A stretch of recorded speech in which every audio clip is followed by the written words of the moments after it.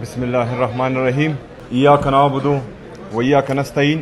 سب سے پہلے میں تحریک تحفظ آئین پاکستان کو مبارکباد اور خراج تحسین دونوں پیش کرتا ہوں۔ بہت بہترین قومی کانفرنس جاری ہے اور انشاءاللہ ہم پر امید ہے کہ جب یہ ختم ہوگا تو انشاءاللہ تعالی نتیجہ خیز ختم ہو۔ جیسے کہ ابھی ہمارے ایک دوست نے بولا کہ ہم نے خیبر پختونخوا میں تمام سیاسی جماعتوں کا، مذہبی جماعتوں کا، ہر مکتبہ فکر سے لوگوں کا ایک امن جرگہ کیا خیبر پختونخوا اسمبلی میں، اور انہوں نے وضاحت بھی کی کہ امن جو ہے وہ ہم پہلے یہ سمجھتے تھے کہ امن جو ہے وہ صوبائی حکومت کا کام ہے کہ وہ لائیں، لیکن بدقسمتی سے یہی تو مسئلہ ہے کہ جو جس کا کام ہے وہی نہیں کر رہا، تو اس لیے ہم سب یہاں آ بھی بیٹھے ہیں۔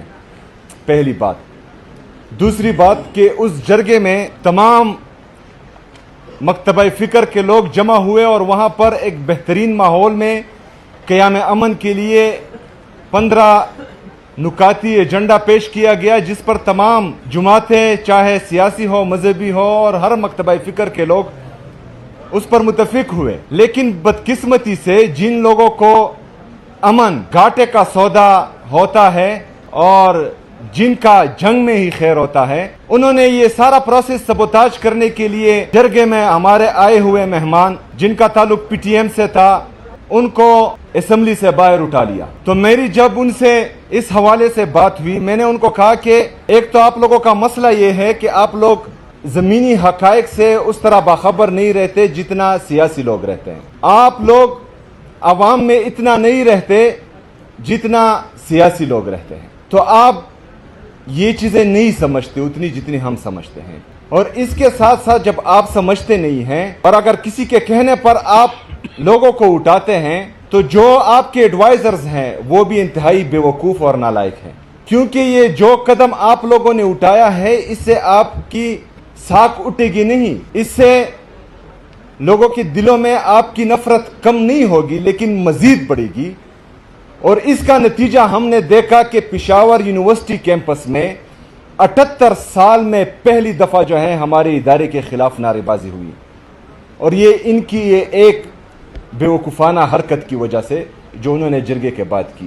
یہ صرف پہلا موقع نہیں ہے کہ جہاں پر ہم اچھے کام کی طرف جاتے ہیں اور وہ غلط مشوروں کی وجہ سے وہ الٹا ہو جاتا ہے۔ اس سے پہلے جو ابھی خیبر پختونخوا میں دہشت گردی لائی گئی ہے اس پر بھی ہمارے اعتراضات تھے، اور ہم پشاور سے لے کر تورغر کوہستان تک اور ادھر ڈی آئی خان وزیرستان تک اور ادھر چترال اور باجاوڑ تک ہم چیختے رہے، چلاتے رہے، پورے پختونخوا کی عوام، پوری پختونخوا کی لیڈرشپ، کہ آپ ایک دفعہ پھر ان کو لا رہے ہیں تو یہ آپ خیبر پختونخوا کا نقصان بھی کر رہے ہیں اور پاکستان کا نقصان بھی کر رہے ہیں۔ یہ بند کمروں کی پالیسیاں جو آپ بنا رہے ہیں یہ آپ کے لیے بھی نقصان دہ ہیں، یہ پاکستان کے لیے بھی نقصان دہ ہیں، لیکن پہلے ہمیں یہ کہا گیا کہ یہ جھوٹ بول رہے ہیں، ایسی کوئی بات ہے ہی نہیں۔ ابھی جو ہے یہ آپریشنز کی تیاریاں کر رہے ہیں، تو یا یہ اس وقت جھوٹے تھے یا آج جھوٹے ہیں۔ ہمیشہ جب ہم تنقید کرتے ہیں تو ان کے لیے ہم سلوشن بھی دیتے ہیں۔ ہم نے امن جرگے خیبر پختونخوا کے امن جرگے میں ان کو یہ مشورہ دیا کہ آپ خیبر پختونخوا کے سٹیک ہولڈرز، چاہے صوبائی حکومت ہے چاہے وہاں کے پارلیمنٹیرینز ہیں، جو ہمارے قومی مشران ہیں، ہمارے قبائلی علاقوں کے مشران ہیں، ہمارے عمائدین ہیں، ان سب کو بلائیں، ان سب کو بٹھائیں، ان سب سے مشورہ کریں، اور جب آپ کلیکٹیو وزڈم سے کوئی قدم اٹھائیں گے تو یہ نتیجہ خیز ہوں گے۔ اس سے پہلے جتنے بھی 78 سال میں آپ نے جو فیصلہ کیا ہے اس سے ہمیں نقصان ہی ہوا ہے۔ ابھی ریسنٹلی ریجیم چینج آپریشن ہوا، یہ بتایا گیا کہ پہلے دن ہے جو ہے وہ پتہ نہیں کون سا انقلاب آ گیا، اسٹاک ایکسچینج بھی اوپر گیا، اکانومی بھی بہتر ہوئی، جی ڈی پی بھی گروتھ کر گیا۔ ابھی آج 3 سال کے بعد ہمارا جی ڈی پی جو ہے وہ 2.6 اور 3% کے درمیان جو ہے اوپر نیچے ہو رہا ہے۔ ہمارا 3 سال کا جو انفلیشن ہے وہ 50% سے 55% کے درمیان چل رہا ہے۔ دن بدن مہنگائی ہوتی جا رہی ہے، لوگوں کی پرچیزنگ پاور بالکل ختم ہو چکی ہے۔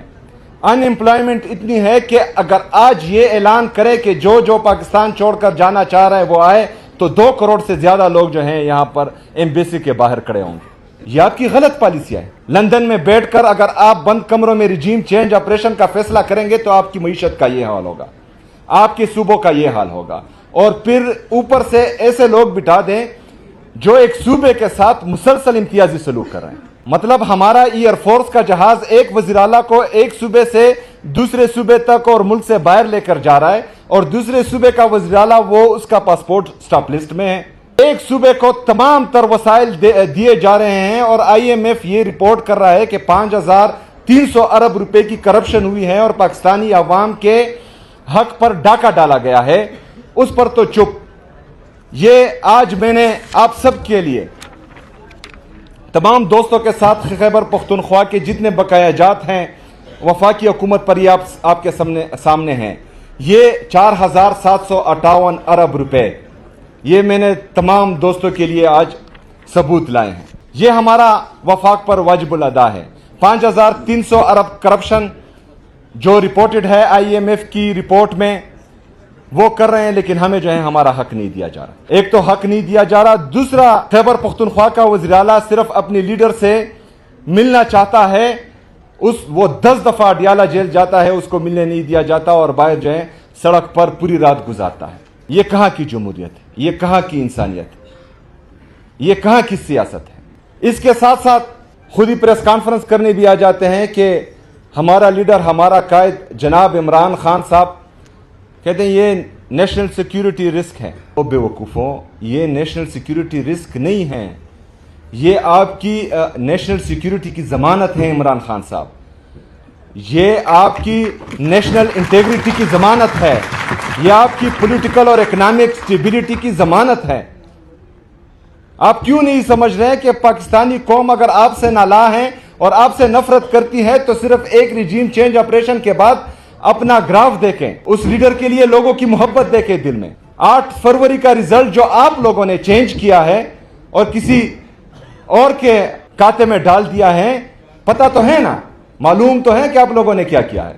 ذرا وہ رزلٹ دیکھیں کہ لوگوں کی پلس کیا کہتی ہے، لوگ چاہتے کیا ہیں۔ اس طرح کے فیصلوں سے پاکستان اگر پہلے آپ لوگ کرتے تھے تو وہ سوشل میڈیا کا دور نہیں تھا، آج سوشل میڈیا کا دور ہے۔ ہمارے کاشف عباسی صاحب نے باتیں کی صحافیوں پر پابندیوں کے اور ہمارے میڈیا چینلز پر پابندیوں کی۔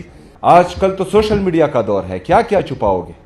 اور پاکستان کی سب سے بڑی اسٹیبلشمنٹ آج کل پاکستان کا سوشل میڈیا ہے، جو پوری دنیا کو حقیقت دکھا رہا ہے، آپ لوگوں کا اصل چہرہ دکھا رہا ہے۔ جو جن کا کام ہے وہ ان کو بتا رہا ہے کہ آئین آپ کو یہ اجازت نہیں دیتا کہ آپ سیاست میں مداخلت کریں، آئین آپ کو یہ اجازت نہیں دیتا کہ آپ عوام کے مینڈیٹ پر ڈاکہ ڈالیں، آئین آپ کو یہ اجازت نہیں دیتا کہ آپ ایک چٹ کے ذریعے ججز پر فیصلہ کروائیں۔ اچھا، عدالتیں، ہمارے ججز اتنے بے بس کہ وہ خود ہی لیٹر کر رہے ہیں کہ ہمارے فیصلوں میں مداخلت ہو رہی ہے، لیکن شرم اور حیا کسی میں ہے ہی نہیں۔ جو لوگ مینڈیٹ چوری کے ذریعے حکومت کا حصہ ہے وہ ساری رات ٹی وی پر بیٹھ کر بے شرموں کی طرح باتیں کرتے ہیں۔ مطلب مجھے تو سمجھ نہیں آتی کہ یہ شرم، حیا، عزت، غیرت انہوں نے الماری میں بند کر رکھی ہے کہ پتہ نہیں کہاں پر رکھی ہے، اور تالے بھی لگائے ہوئے ہیں کہ جس طرح کا وہ جھوٹ بولتے ہیں لوگ جو ہیں دیکھ نہیں سکتے اب ان کے چہرے۔ لیکن اس طرح یہ ملک چلے گا نہیں۔ ٹھیک ہے، آپ اپنی انا بغض میں ایک آدمی کو تو وہ جیل میں بٹھایا ہوا ہے ناحق، اس کی اہلیہ بشرا بی بی کو بٹھایا ہوا ہے ناحق جیل میں، ان کی بہنوں پر آپ تشدد تو کر رہے ہیں، ان کے کارکنوں پر آپ جو ہیں وہ لاٹھی چارج کر رہے ہیں، گولیاں چلا رہے ہیں، چادر چار دیواری کی پامالی مسلسل کر رہے ہیں، لیکن اس سے آپ لوگوں کے دل جو ہیں وہ اپنی طرف موڑ نہیں پائیں گے۔ یہ آپ پاکستان کو مزید خراب کریں گے، اس سے جو ہیں ادارے مزید کمزور ہوں گے، اس سے لوگوں کے دلوں میں اداروں کے لیے نفرت مزید بڑھے گی، اور اس سے جو آپ پاکستان کی معیشت کا بیڑا غرق کر رہے ہیں، جس پر میں نے کل بھی بات کی کہ ہم 80,000 ارب روپے کے مقروض ہو چکے ہیں، جس میں 36,000 ارب روپے ہمارا بیرونی قرضہ ہے جو ہمارے ڈالر کے ریٹ کے ساتھ منسلک ہے. ہمارا ڈالر کا ریٹ فارن ریزرو کے ساتھ منسلک ہے. ہمارے فارن ریزرو اگر آج $20 بلین ہیں تو اس میں آپ کا 70% حصہ یا IMF، world bank, Asian development bank کے لون کا ہے یا دوست ممالک نے آپ کو جو ہے خیرات دی ہوئی ہے وہ پڑا ہے. 3 سے 4 ارب روپے جو ہیں وہ آپ کے فورن ریمیٹنسز ہیں. ایکسپورٹ تو ہے ہی نہیں کیونکہ آپ کا ٹریڈ ڈیفیسٹ جو ہے وہ $15 ارب تک پہنچ چکا ہے. تو اگر آپ سے یہ پیسہ دوست ممالک نے اور IMF نے واپس مانگا تو آپ کے ڈالر کا ریٹ 282 روپے پر جو انہوں نے آرٹیفیشلی لاک کیا ہوا ہے یہ 400 سے تجاوز کر جائے گا، 400 روپے سے بڑھ جائے گا. تو یہ 36,000 ارب روپے یہ آٹومیٹکلی آپ کے 50,000 ارب سے بڑھ جائیں گے اور آپ کا ٹوٹل GDP 1,12,000 ارب روپے ہے. 80,000 ارب روپے اس کا 72% بنتا ہے. جب یہ آپ کا بیرونی قرضہ 50,000 ارب روپے سے بڑھے گا تو آپ کا ملک دیوالیہ ہو جائے گا. پھر آپ کہاں جائیں گے؟ آپ کا ڈیفینس کا بجٹ کہاں جائے گا؟ آپ کو جو ہے یہ 5,300 ارب روپے کا IMF کا رپورٹڈ جو آپ کرپشن کر رہے ہیں آپ کے پیٹ کہاں سے بھریں گے؟ ملک تو دیوالیہ کر چکا ہوگا. تو تمام دوستوں کو یہ سمجھنا ہوگا، ہماری جتنی بھی پولیٹیکل پارٹیاں ہیں ان کو بھی، جو بند کمروں کے فیصلہ ساز ہیں، منصوبہ ساز ہیں، ان کو بھی، جو ان کو مشورے دیتے ہیں غلط ان کو بھی، کہ یہ جنگ صرف عمران خان کی نہیں ہے، یہ جنگ پاکستان تحریک انصاف کی نہیں ہے، یہ جنگ پاکستان اور پاکستانی قوم کی ہے. یہ جنگ ہمارے آنے والے بچوں کی مستقبل کی ہے اور اس میں صرف اور صرف عمران خان نے ٹیکہ نہیں اٹھایا ہوا کہ اس کا اور اس کا خاندان قربانی دے گا. اس میں ہم سب نے اپنا کردار ادا کرنا ہے، ہم سب نے قربانی دینی ہے، ہم سب نے کڑا ہونا ہے اور انشاءاللہ تعالی ہم سوال بھی کریں گے، ہم احتجاج بھی کریں گے، ہم اپنے حق کے لیے کڑے بھی ہوں گے اور اپنے حق کے لیے کڑے ہوتے ہوتے اگر شہادت بھی ملتی ہے تو انشاءاللہ تعالی اس سے دریغ نہیں کریں گے.